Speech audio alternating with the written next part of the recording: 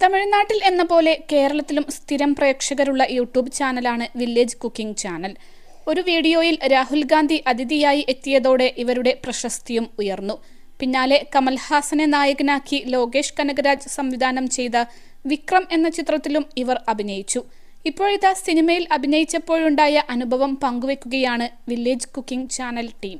ചെന്നൈയിൽ Tamil Nadu global investors മീറ്റിൽ പങ്കെടുത്ത് സംസാരിക്കവെയാണ് വിക്രം സിനിമയിൽ അഭിനയിച്ചതിനെക്കുറിച്ച് അവർ മനസ്സ് തുറന്നത്. ഈ സിനിമയിൽ വേഷമിട്ടത് ₹1 പോലും പ്രതിഫലം വാങ്ങാതെയാണെന്ന് ടീം അംഗങ്ങളിൽ ഒരാളായ വി സുബ്രഹ്മണ്യൻ പറഞ്ഞു. പരസ്യങ്ങൾക്കായി പണമൊന്നും ഈടാക്കേണ്ടതില്ലെന്ന് ചാനലിന്റെ ലോഞ്ചിങ് വേളയിൽ തന്നെ തീരുമാനിച്ചിരുന്നു. ഈ തീരുമാനത്തിൽ ഇതുവരെയും മാറ്റമുണ്ടായിട്ടില്ല.